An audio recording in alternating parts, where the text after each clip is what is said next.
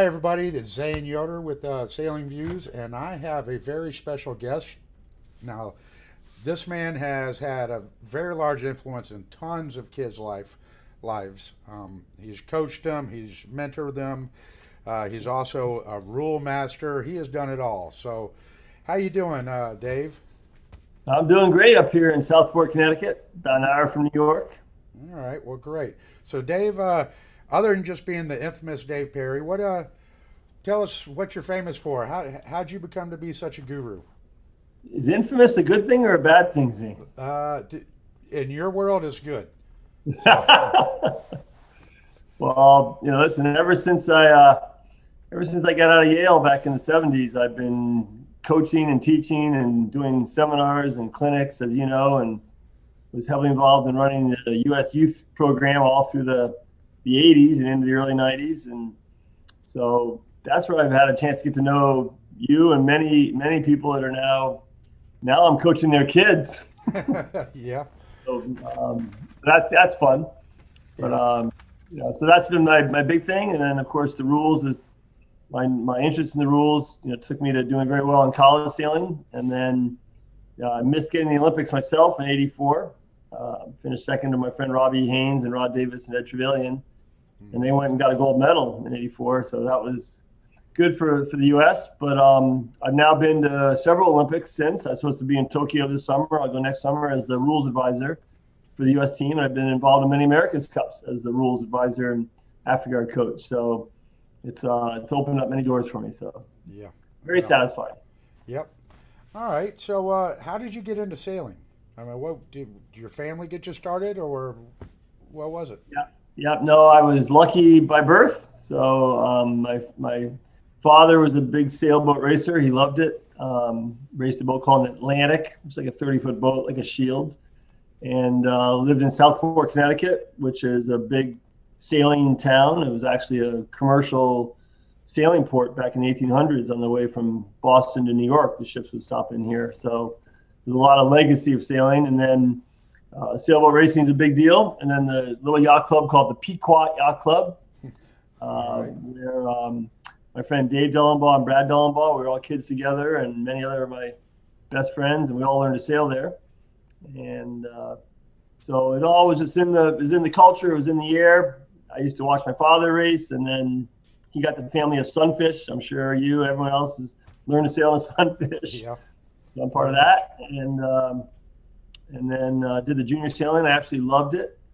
I remember one time my grandmother was going to offer to take me and my sister to India when I was like 13 years old, and it was right around 4th of July, and I didn't want to miss the 4th of July series because I didn't want some other kid to win it, and so I turned down the trip. That's Yeah. how I knew what I was. Yeah. I had done something similar. So, all right. Well, who were some of the early influences for you? Who made you good? Who helped develop you? Yeah, well, first of all, my dad was a big racer, and so he loved talking about it.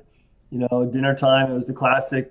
My mom always knew dinner was over when all the plates got pushed aside and the salt shaker came out and the pepper and the fork and the knife, and he started learning me some rules. And but I knew it was a big deal to him, so you always want to do something your parents want to do, and so he was a big influence. But he was good. He let my instructors do the teaching, so I had some great instructors. A guy named Jimmy Crane, who's a big lightning sailor, and a guy named Pete Wilson, who is still a big umpire and on the Racing Rules Committee, and he was an instructor, and many others. And so, Zane, I still look back to my instructors, and I was very lucky. One reason I've enjoyed being a coach and instructor over the years, I know how important that is. Yeah. And then I think we're all made better by who we grew up with, and Dave Dellenbaugh was certainly, he's a year older, but he is really good. He's won the America's Cup and many national championships, and he and I were kids fighting with each other and others. So that was a big influence. So Yeah. I think the combination of my parents, the community I was in, the club, the instructors, and then my peers is what kind of launched me. Yeah. And then I'd be remiss in saying that I was going to stop sailing when I went to college. I didn't even know sailing existed after, back then there was no internet. Yeah. So I remember sitting waiting for the launch at Larchmont Race Week, 17 years old, and this all of a sudden this wall of water goes by. This guy's screaming, ah, and he goes by, and what the heck? And it was the first laser, one of the first lasers. This guy, Dean Matthews, he was selling them, and he was bombing around the harbor in front of all the kids. It was perfect. And I went home. I said, Dad, I got to get one of those. He goes, okay, well, what do you got? I go, well, I think I have enough. It was $695, $695 for a brand new laser. It came in a box. Yeah.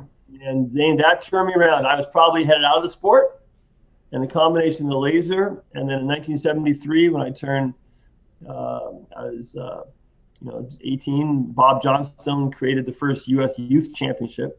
Yeah. Before then, had been the Sears Cup was the only thing for the kids, and that was an elimination. Like every club picked their best sailor and the rest gone, and then every region best sailor, the rest gone. And so when you got to the finals, you had 8 really good sailors, but out of hundreds in the country. Yeah. Bob Johnstone said, let's turn that upside down. Let's bring the 150 best kids together, and we'll bring in Buddy Melgis and Dave Allman and all these people and do a clinic. And he had the first youth champs in '73.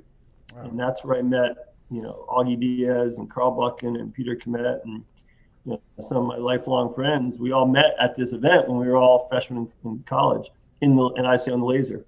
Yeah. And it was a combination of Bob Johnstone's genius and the laser and the youth champs that basically set me on my way. And I mean, I'm so happy. Well, I'm glad they did, because the sport would definitely be at a loss without somebody like you to do all the things you have done.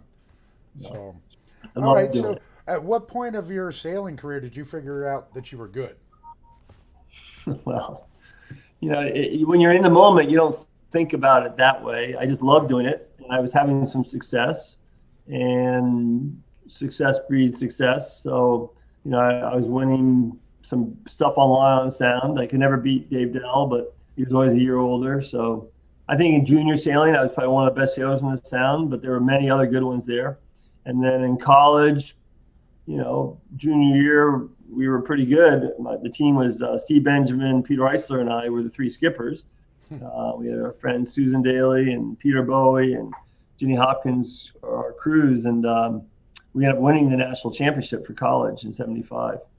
And so that was a good feeling. But second there was Mark Reynolds from San Diego and Komet. I mean, we had a pretty good generation. I'd say we probably had the strongest generation. Of course, everyone says that, but yeah. Well, I would have to. I think I have a pretty strong generation, but your group is still. I say that with tongue in cheek.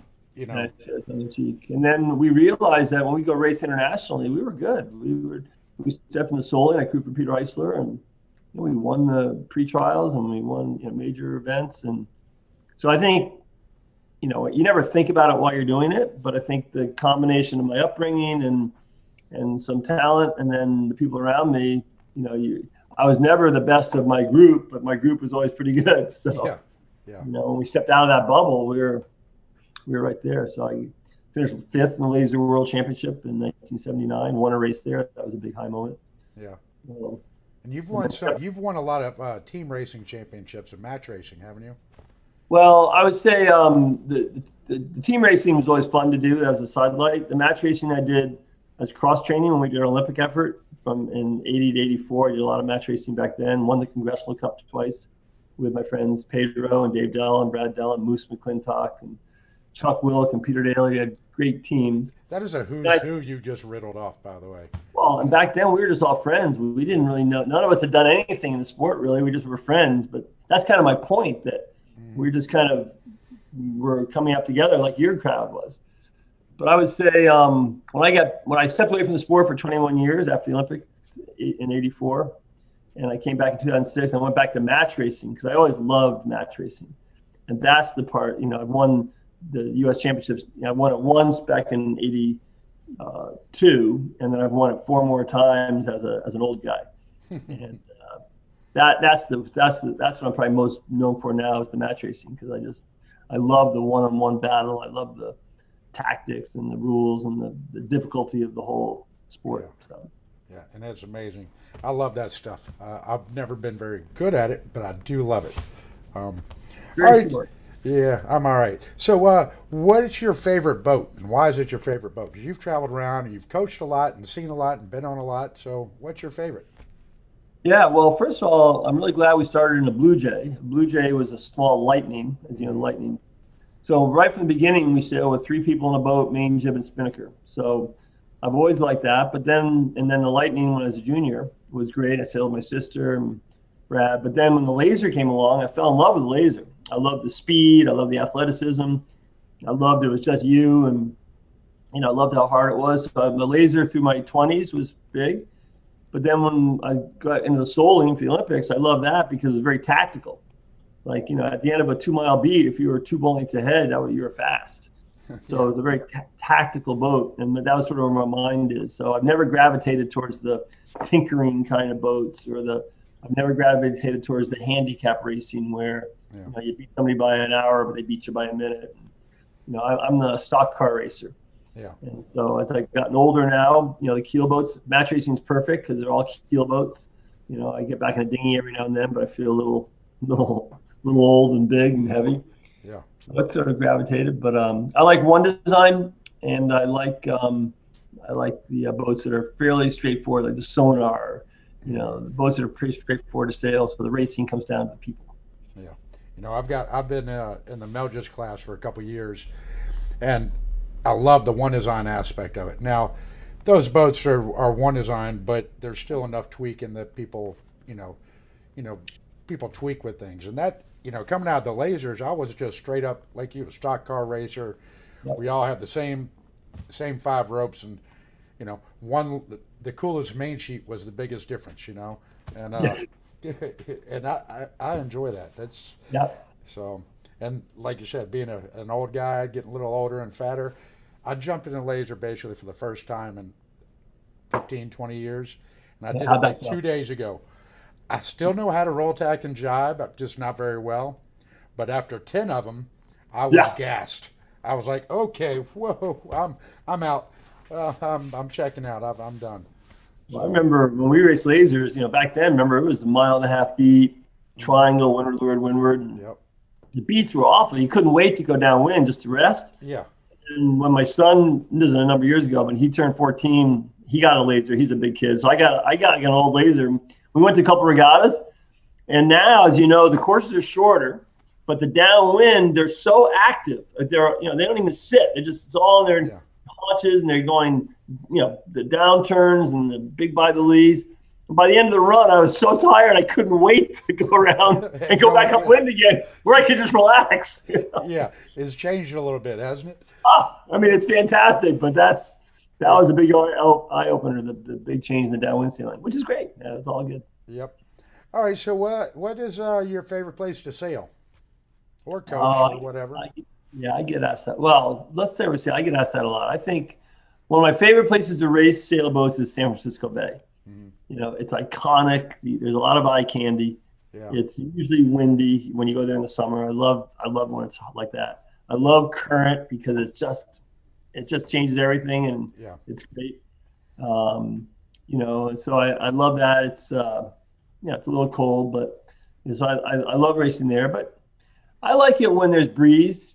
So I like if I wish there were more regattas in the Caribbean for one design. The few times I've raced match race down there, and I love that. So so I love t-shirt, shorts, and 15 to 20 knots of breeze. Yeah, I love Tortola. That is just can't beat that.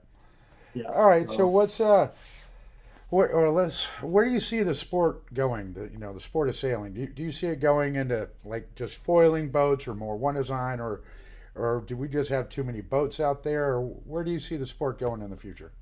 Oh man, I honestly don't have a crystal ball. I really don't. I don't think it'll ever be just one thing. It's like it's like anything. It's like skiing. You can do Nordic, you can do Alpine, you can do trails, you can do woods, you can go backcountry. So it's fun because I know for sailing, I think kids like to go fast. So I love the fact that you have the skiffs and the foiling option. But there's a lot of places, as you know, somebody told me once the average wind in North America is 7 knots, the average wind. Wow. Okay. So if you think about all the light air places, like Long Island Sound in the summer, Annapolis, Chesapeake Bay in the summer, I'm surprised we even learned to sail. So you can't do foiling and skiffs there. Just especially foiling, just you Yeah. can't. There's not enough wind. So I think there'll always be something. And these Bic Opens seem great. The Opti thing.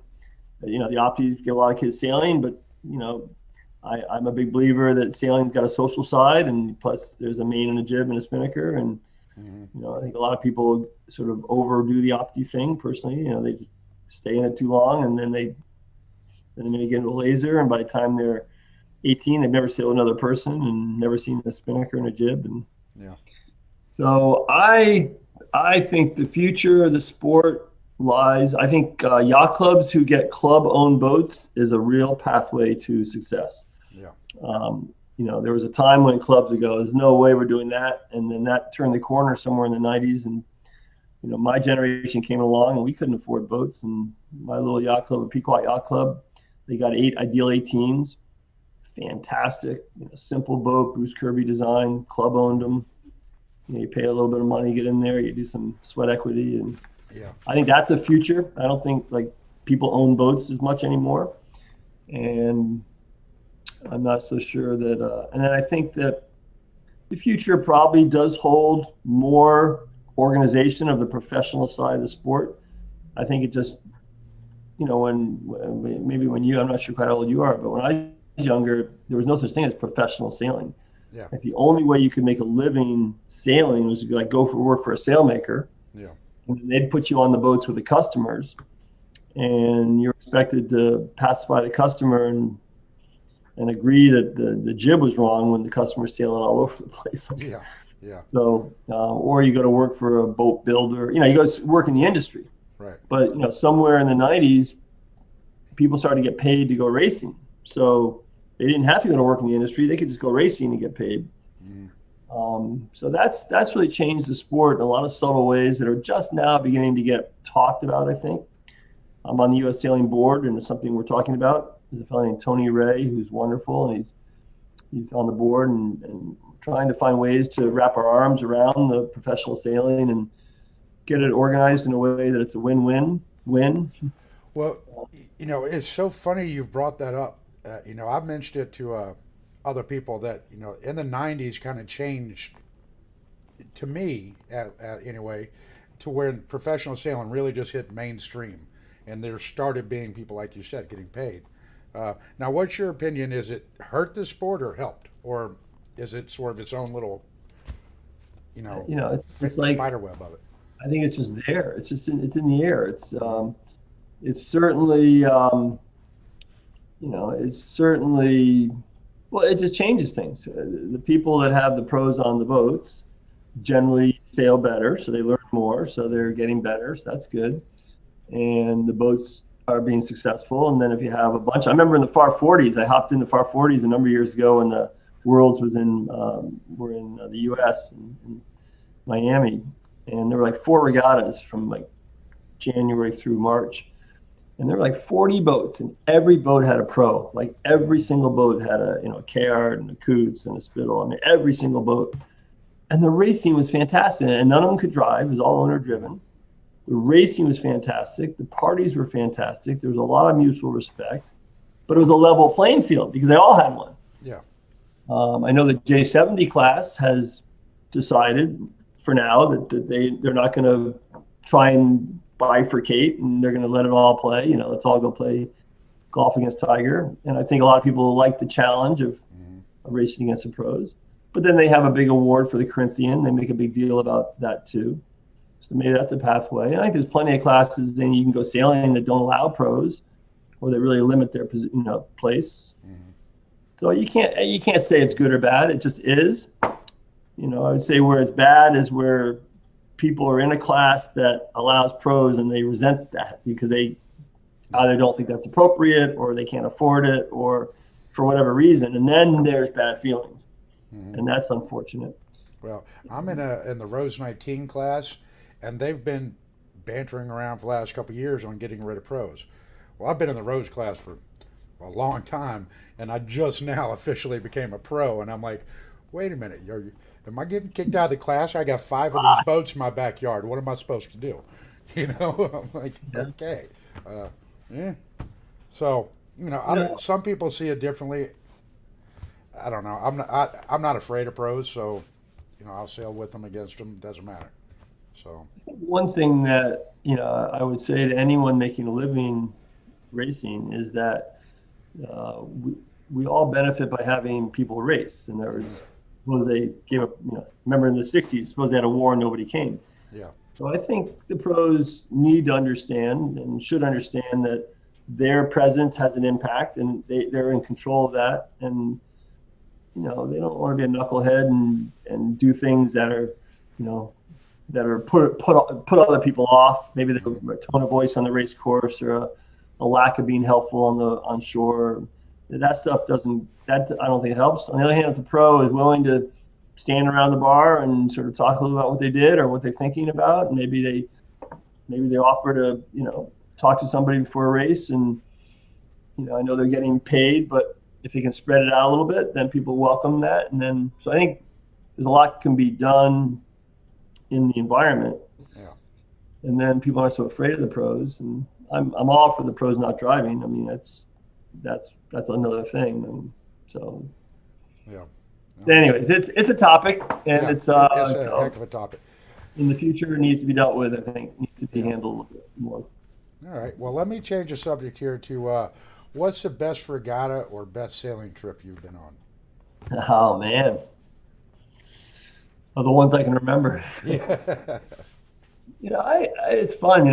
Paul Elstrom has a great quote. He goes, "The places you've been, the places you go, and the friends you make are the real trophies in the sport." Mhm.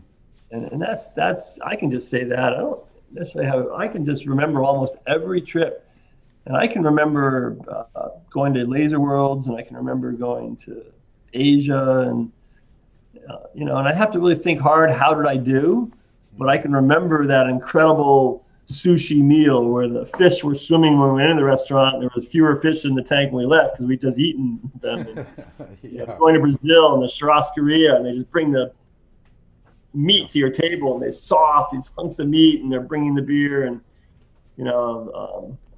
so I think anywhere I've gone that I hadn't gone before was always a great trip.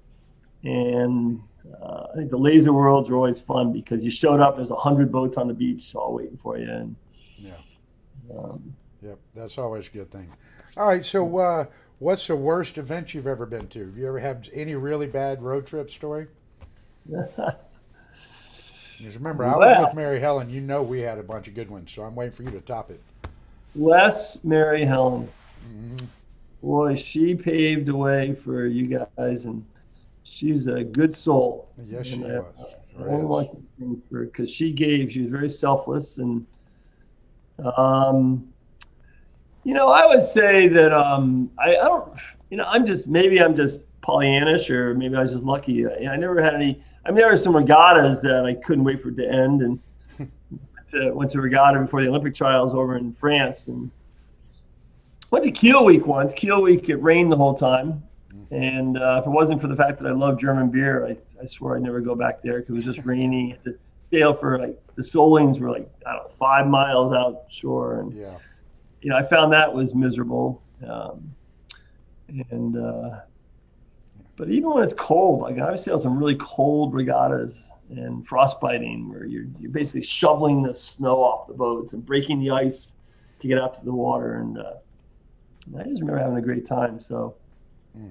we had one bad trip across the year. We drove the Soling from Texas to California one time, and we were in a old wagon, and if you turn the air conditioning on, you didn't have enough gas. You couldn't make it to the next gas station. It was a battle between suffocating and running out of gas in the middle of the desert out there. And I Yeah. remember we were driving along and look up ahead and go, that's a Soling on the side of the road. I mean, you literally, I don't know if you've ever driven across Arizona, New Mexico. Oh, yeah. There's nothing. I said, that's a Soling, because we were all driving our boats across, and it was Chapin or someone, and he'd run out of gas. And we're like, oh my God, we're going to find like bones, and there can be dead bodies here. Yeah. Fortunately, they were okay. They got picked up by a truck, and we met up with them. And Yeah. That trip in that Texas, Arizona, Utah, that stretch is just, there's nothing. It's scary, nothing. All Yeah. right. So, what's the most interesting thing you've seen floating by in the water? Oh my gosh. Wait, are you looking for a dead body story? A dead body story, dead fish. I don't know. Well, I've I had. remember swimming for Benji in the 470 back in the day. This is by 74, so 50 to 30, 20 years old. And I didn't really know the difference between a dolphin and a shark at that point. We were in Biscayne Bay, and I was on the wire. I think we were practicing. All of a sudden, this fin just came up right beside me, and I'm sure I filled my pants. I just thought for sure, the movie Jaws, I think it just come out, and Uh-huh. I thought for sure this is it. Doom, doom, doom, doom. Turned out it's just a playful dolphin, but All right. Well, that's a good one. All right. Now, I guess when you're racing a sailboat, do you consider yourself on the aggressive side or the conservative side? well, I would say I am aggressively conservative. Okay. So Do tell. I'm not shy about tackling another boat. I'm not, from match racing, Hmm. I'm not intimidated in the least to put my boat in there. But when it comes to taking chances, I learned the hard way that you got to hug the conservative book. And that was our mantra. When we won the two Congressional Cups back in 83 and 84, we figured we don't really know how to match race that well, but we can sail a boat okay, and we can get the spinnaker up and down. And so why don't we just get a good start, tack, go to the right because it's Long Beach. Every decision was hug the conservative book. We'd win the race by 12 seconds. Yeah. And other people would take chances. They take flyers, or they keep the spinnaker up a little too late, and suddenly they had problems. So I'd say over time, Zane, I got more conservative in my tactics, but I have no problem being aggressive like in team racing and whatnot, when it comes time to do that within the rules. Yeah. When it comes boat to boat, you willing to I'm attack. not the kind of guy that just needs to stay away from everybody and go fast. I'll put my elbows out, and I don't mind a knife fight. Yeah. Well, good. I've learned a lot from you then. All right. Okay. So, what's the greatest one maneuver you have pulled off? Well, I think it would have to be the fake double jibe. First race of the Prince of Wales final against my good friend Bill Hardesty, who ended up winning the series in 5 races. But we were behind by about 2 boat lengths going down the first run. And back then, Rule 17 applied in match racing, which is the rule if you come in from clear astern, you can't go above your proper course. Mm-hmm. So the move back then was you come into leeward, and then the leeward boat just throws their boom over and throws it back, a double jibe. And you can wipe off Rule 17, you get luffing rights. Well, the defense of the windward boat is to jibe at the same time. So then they become the leeward boat, and now you're in trouble. So the move was to fake like you're going to double jibe and make the other boat jibe. And I talked about it and I trained about it, but I never really done it. And sure enough, first race with Billy, we're behind by 2 lengths, and we surf into leeward, and he's yelling proper course. And I told my guys this is gonna be a fake, and I just stood up and said jibing. I just pulled the main really hard, and in the corner of my eye, I saw Hardesty bite, and I just held the boom. It didn't cross, and boom, he jibed back, and we luffed him, and he got a penalty, and we passed him, and off we Nice. went. So Nice. that was sad. Yeah, that is a great one. I should have asked. Billy didn't mention that when I interviewed him. So, Well, he did win the series, and I was a good man. I acknowledge that, but. well, I guess he didn't pull that one off. So that definitely wasn't his greatest maneuver. He lost the first race, yes. Yep. All right. So, what's the favorite? Or so what? I said we had a good series that series. We had 5 races, and we hit each other in all 5. I'm not sure if that makes it good or not, but that's talking about being aggressive. Yeah, that's a good game. Oh lordy. All right. So, what's your favorite project or program you've been involved with? I mean, is it just strictly run the youth champs, or have you done one big, really cool big boat program, or has it been America's Cup or Olympics? What's the best program or best thing you've done? In sailing. Yeah. Yeah, I would say the laser program was through my 20s was that was a campaign and several world championships. I'd say our Olympic effort, I crewed for Peter Eisler from 78 to 80, and that was a good effort. But then after 81, the boycott happened in the 80s, you remember? And Yeah. a bunch of us were like in our mid 20s, kind of like, oh, that just doesn't feel weird. This doesn't feel so good. So Yeah. from 82 to 84, we went full court press, and that was a huge effort. That was all in, every ounce of me. That was incredible. And then I've been fortunate to be involved in several America's Cups, and that's unbelievable. Those are teams of 100. I was actually with the Swedish, a bunch of teams, different Swedish teams, and 100, 150 people. Everyone is really good at what they do. The designers, the builders, the sailors. Everyone's really good. All the thinking is very high level. You're trying to solve this equation of taking a design rule and how do you do it better than everybody else who's also really talented and well funded. So I would say those are really satiating. And then probably one of my pinnacle of coaching was working with the U.S. women from 2009, 2012, when they had match racing in the Olympics just one time for women. It was in the Olympics for 3 events for the Soling in 92, 96, and 2000. But in 2012, it was in the games for just women. And I was the U.S. coach to begin with, and then every team had their own coach. Dave Dellenbaugh came in, but and that was incredible. That was 3 years of like a professional team of traveling, organized practices, weekend sessions, skull sessions, video, playbooks, analyze the competition, video. That was the pinnacle of my coaching. Was that was so satiating. Quick question on that note. Since you have gotten to spend a little bit of time in coaching and being at top level programs, how do they compare now to 20, 30 years ago? I mean, is it just so much more intense now, or just what's your thoughts on it? Well, one of the biggest things is when we were doing it, there wasn't a coach in sight. Mm-hmm. Coaching hadn't become a thing in sailing. Robert Hopkins was sort of the first big coach for the Olympics, and that was 1984. So even when you had Mary Helen, but she wasn't really a coach. She was, right. She just paved the way. But, and then you go to clinics, and there I'd be or somebody else. But, nobody. And now, the young athletes in many sports have coaches. I mean, it's a thing, and it's a double-edged sword. I see a lot less ingenuity, a lot less self-motivation. You see a lot more, not whining, that's too strong a word, but,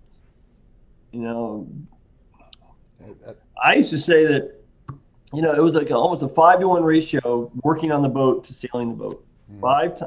For every hour you sailed the boat, you had 5 hours of work to do on the boat. And maybe the nature of the boats have changed too. You have to accept that. But, I also think that when I was in my 20s, my dad kept asking me when was I going to get a real job, but I had no interest in getting a real job. I was very happy doing what I was doing. I was able to make just enough to pay for my peanut butter and jelly and sleep on a couch. But now I think kids who go to college, they're going to go in, they're going to go to work, and they're going to do internships, and then they're going to get a job, and they're working hard in their 20s, and they're making big bucks. And I think that's really changed now. I think that's one reason that the U.S. we're not quite as competitive against other kids who forego universities and they're doing their first Olympics at the age of 19 and 20. You're never going to medal to your second one. Yeah. So by the time they're in their mid-20s, a lot of them this is their second or third games, whereas for the U.S. kids, the U.S. sailors, they're sort of one and done or two and done. But so that's a big change. The coaching, and maybe taking away some of that self-motivation that we all had, and then the pressure to do something else with your life in your 20s, which wasn't as big a deal for us coming in when we were in our 20s. Gotcha. All right, so let's talk about the America's Cup, the current version. All right. With big cool keels and the foiling, big monohulls. What are your thoughts? Do you love it, hate it? Do you wish for the old match race days? Or are you just like the rest of us and blown away by the technology? I love it. I love it. I love the fact that it's a big unknown. Mm-hmm. I love the fact that it's not, you can't just write a check. I mean, the check's a big part of it for sure, but I think the Kiwis have always had less money than some of the other teams, so they're just clever. And I love clever. I love it when clever is the factor. And I'm not saying that we're not clever. I mean, we're clever too. So us being the U.S., but I think I like it. I like the America's Cup because you can't. There's no formula. There's formulas in general, but there's no. It's a new boat, you know. So Yeah. there's no. The databases are really vacant. You know, you have to invent stuff and try stuff out. And with computer technology, there's so many ways now. I mean, you don't have to drag boats through tanks anymore. And so I love all that. And there's match racing. People said, oh, when they brought those catamarans in, there was no match racing. Well, I said, well, did you watch? Mm-hmm. Did you watch those races in San Francisco? Did you watch any of the races in Bermuda? Every start, there was downwind crosses and, you know, lead push on the way back, and you know, do I cover? Do I split? You know, I think they're there. They're just happening so much faster. People aren't getting into it, you know. But well, it's different. It looks different. yeah, So no, I love it, and I just I can't wait to see these things go racing with these arms and whatnot. And you know, I think that, to me, the real match racing in the day was the World Tour. The World Tour in monohulls was the best match racing on the planet.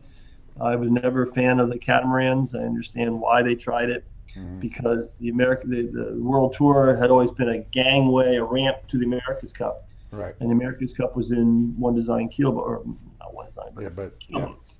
When the America's Cup went to multi-hulls, it made sense that the World Tour was now a gangway to nowhere, so they readjusted, and there was some business component in there. But now that it's showing that the pathway of the America's Cup isn't through match racing, it's through other skill sets. Yeah. And then I think the business interest in the catamarans went away, and so now with the World Tour is coming back to monohulls, I think you're going to see it ramp up. And so that's where the best match racing is. The Americans Cup special, and people who say don't, you know, people always talk about it. Oh, we don't like it anymore. We're not going to watch it. Well, they keep talking about it. You know? So, Well, my question for you, being one of the rule masters, what is the deal? How does having an appendage sticking out the side, how is that going to change, you know, leeward rights, weather rights? How is that going to change things? that's just a wider boat. Look out. Yeah, It's but like it's a a movable, wider boat. I mean, It's a movable wider boat. Like, I haven't seen the actual rules for this cup, but you know, you just have to, you know, it's there, and you know it's there somewhere, and you're just gonna have to make sure you don't hit it, because that's gonna be a heck of an accident, especially going the other way. That would be real. yeah. Well, and that's something that just amazed me. What if they are doing like a weird dial up, right? Even though their dial up's at 30, you know, they'll be dialing up and he just lifts the keel up and catches the other boat. I mean, Yeah. Well, I'll tell you, when in America's Cup in the catamarans, we decided that dial-ups were not a safe thing. Well, the dial-up's okay once you get there, but it's the approaching at each other at 40 knots, you know, combined closing speeds of 70 or 80 knots. So we gave the port tack boat a 10-second head start into the entry box so they could get across. And my guess is they're going to do the same thing. What will be interesting to see is, my guess is a lot of the pre-start, they'll have both of the arms down. They'll be displacing, if you will, because they'll be down speed. I think they have to reach a certain speed to foil. So it'll be interesting to see in a pre-start how much of it's done with both in the water. That might look, and it's going to be an upwind start this time. It's not going to be a reaching start. So I think it's going to start to look more like, you know, people have it in their mind of the Valencia days. But once they get ripping down the track, it's all going to be high speed again. And, you know, the fastest boat usually wins. I'll say almost always wins the America's Cup. So, well, the whole thing is just amazing to me. I'm not sure, like I say, I don't know where it's going to go. I'm definitely going to try to tune in for every race possible. I've got to see how this works. So, you know, I'm I'll say excited. one thing. If I could wave my wand, and, you know, there was actually a movement to make this happen at Bermuda, which is to keep it in the same boats for a number of generations. I think listen, the America's Cup's always been out of the box. You know, the J boats back in the day, there were no boats like the J boats. They were enormous. But, you know, some of the best America's Cup racing has been after stayed in the same boat over a period of time, so the designs sort of got more one design, so the racing got closer. Plus, there were more used boats available for teams who wanted to get in. didn't have to go through the whole process. They could pick up a used boat and at least get out there and try and play. And so, I think changing the boat every cup or two is probably, that's why there's so few teams, but Yeah. it's still hard to win. Yes, it is. All right. So, I'll be cheering for the Americans. Come on, New York Yacht Club. amen to that. All right. So, what are your future plans in sailing? Or do you have some coaching plans or regattas planned, or what's coming up next for you? Yeah, so I tell people now, I just turned 66, and I tell people my job now is just to remain relevant. That should be pretty easy. Wow. I don't have any. I have no big bucket list items, but I'm the chairman of the appeals committee. I'm heavily involved in that. I love that.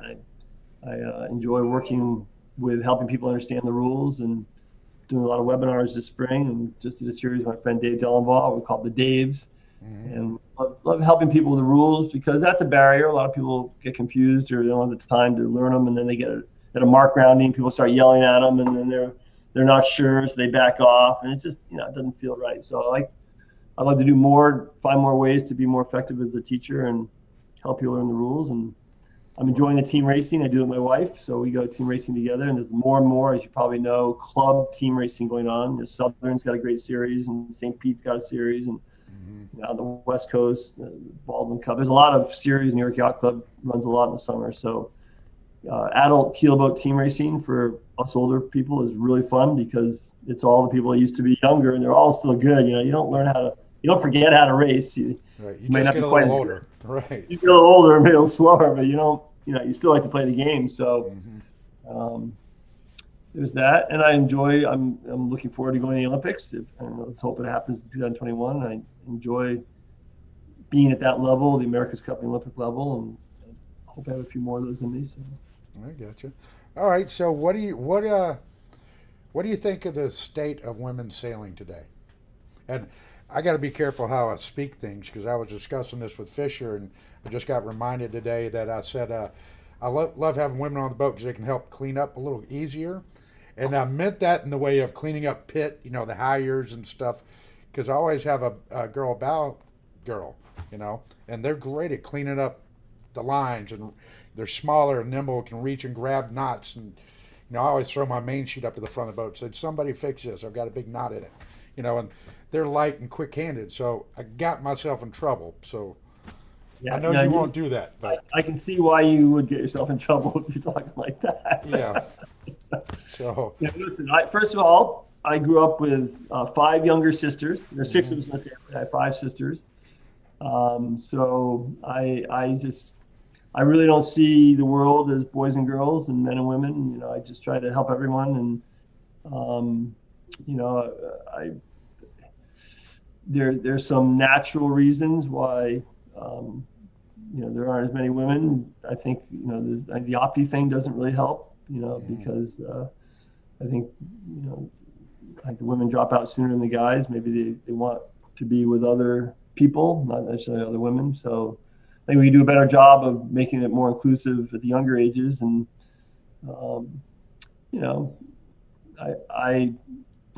I have had the fortune of working with some great women racers. The whole women's match race team with Sally Barco's team, and she had EK and Alana, and you had EK on your show, and Anna Tunnicliffe, and Debbie and Molly, and Jenny Tulloch with Alice, and Jenna. Some great women sailors. And I work with JJ Feder on the selection committee right now, and she's one of our decorated women sailors. And so, I'm not really in a position to say, sure, I wish there was more of everybody. I wish there were more people that sailed. And and I'm doing everything I can to help that. And I think, in the youth, I run the U.S. Youth Match Racing Championship. We require there's at least 1 male and 1 female on the boat. Same in match racing college. Match racing has the same rule. We took it from them. There's got to be at least 1 female and 1 male on the boat. So I think you can legislate co-sailing in that way, and maybe we should be doing more of that. So I'd love to see more of everybody sailing. Yeah, I think we all would. And sailing is a sport that, the physical aspect in some classes is really high, but in other classes isn't so high. Right. So, the J70, and there's many wonderful women sailors, skippers that have won events, and, you're not going to go out in a fin, and, but I'm not going to get in a fin and go against, Zach Greeley. Yeah. But there's a lot of classes where, the catamarans, and, there's a lot of classes where it's not, the physical aspect isn't the big deal. So No. I think what I would say to you, my friend, is you can't generalize. You can't say women are. Yeah. You can't say men are. I mean, there's all kinds of people, but I think that I encourage guys to give women an opportunity. Give them a chance. Get them on the boat. Let them do things on the boat. Give them an opportunity.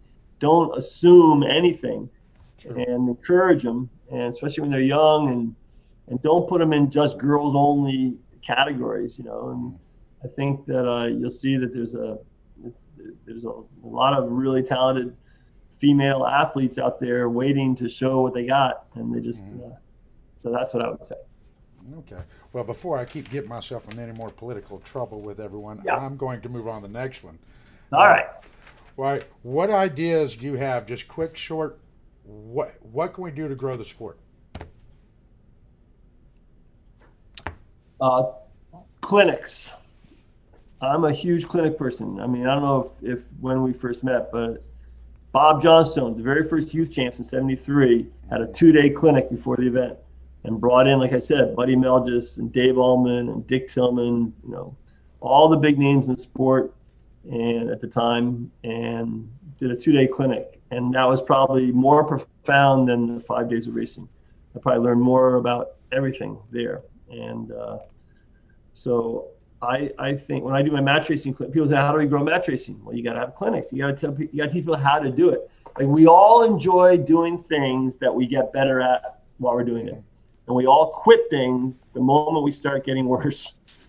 And I haven't ever tried golf myself, but I actually been on the course a couple of times. Twice I was actually asked to leave the course, and I was miserable, and I wasn't any good. I had no skills. Of course, I hadn't made any effort to learn the skills. And every time I played, wasn't getting any better, and I just said, I'm not going to do it anymore. So I think education. I think education is the key. I think what U.S. Sailing is doing with their education program is fantastic, trying to reach all different kinds of sailors and learners, and not just race, but adventure sailing and all kinds of things. So I think we need to, you have to show people how to do it. And people have short attention spans. They have a lot on their plates. So you got to deliver it in a way that's, the Siebel sailing program. I don't know if you've been following this, but Tom Siebel's invested in these regional sailing programs for maybe underserved kids and communities that don't come through yacht clubs traditionally. It's fantastic. And they're opening up centers around the country. And so that's how you're going to grow the sport, is education. And then I think also having the very best people be accessible to those coming up. I always say in every class, there's 3 sections. There's the top group, the top 5. There's the bottom 5, and there's everybody in between. And you got to look after the bottom 5. The top 5 are there. They're your converts. They're going to be there forever. But you got to look after the bottom 5, because if they quit, then now your bottom 5 in the middle is not suddenly the bottom 5, and they start quitting. Classes die from the bottom down, not from the top down. So I think anything that the best sailor, we used to have a thing called the winner's roast back in the Laser, where we come after sailing. I'll never forget it. And we'd all finally put our boats away. We're all sitting on the keg. And then somebody organized it. The winner of the day had to sit there on a stool right next to the keg and answer questions. Stu, why'd you go to the left? Anna, how'd you pass me on the run? And we went on for about half an hour. And the winners had to tell all. And it was, and people just gathered around. And so I think those are the kinds of things that grow the sport, when people are learning while they're doing, or they're being helped. And then the money is a big issue. That's why I go back to my club boats, the club-owned boat. We race every Wednesday night in club-owned boats. I know Southern's gone to the Viper, I think, and there's probably some club boats there. And I think, the 20-somethings aren't going to be able to afford a boat. They're not going to be able to buy a boat. So you got to do things like team racing and things like club-owned boats to get them in. And then I think Bob Johnstone hit on the head. He said, if people have fun at the party, they're going to say that was a great regatta. Yeah. You know, and there's got to be a social side. There's got to be fun. I'm not talking about getting drunk and jump in the pool and be crazy, but I'm talking there's got to be a social side. You know, that's what makes the engine work. That's why this whole COVID thing is weird, that we've all sort of forgotten. You know, we're all missing the social side. You know, the Zoom thing just isn't cutting it. And Yeah. you know, I don't know about for you, but you know, so I think that's another big piece of it is whoever is going to try and make the sport better in the future. It's got to be, you know, fun on the water and then fun on shore. And those, you can't do one without the other if you want to grow the sport. So those are some of my silver bullets. I gotcha. All right. Well, what's the best advice you have for somebody brand new to sailing, just getting into the sport? What kind of advice would you give them? Go sailing with good people.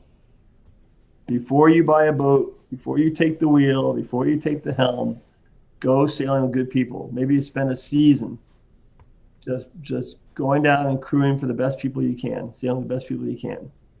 That's the best advice I can give. I've learned more in my life than getting on a boat with a really good sailor. You know, you go to regatta and, you know, or, you know, there's a regatta at my club and somebody's crew doesn't show up and, hey, Dave, can you go sail with them for the day? And I've done it. Like, oh my gosh, I never would have thought of that. Or, oh, that's how you do it. And I read all the books, but that's how you talk on a boat. So Yeah. the best advice I can do is don't try to go out there and do it yourself first, because there's too much. The sport is not like anything else. You can't take your experience from playing soccer or your experience from playing football or your experience from playing field hockey and bring it to sailing. Well, there's nothing. you know, I have this very good friend of mine, and he watched a YouTube video on how to sail in like 3 minutes, right? He went and got a 40-foot sailboat and tried to sail it home, and of course everything broke. The boat hadn't been used in 20 years, but he caught the bug because of it, and realized that there's a lot more to it. Now this guy, I wasn't friends with him when he did this, but I met him because he was having just such disasters, you know, just problems every 5 seconds. There's a problem with his boat, and I ended up meeting the guy, and we became good friends.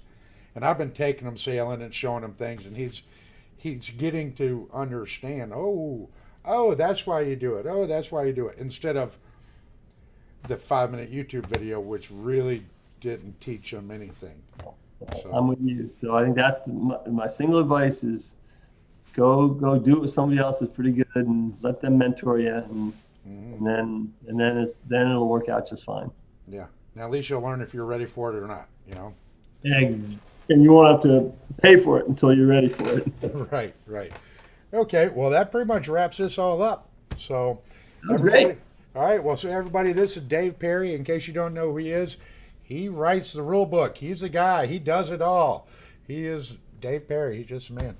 So, with that, everybody, this is Zane with Sailing Views. So hit the subscribe button, hit the like button.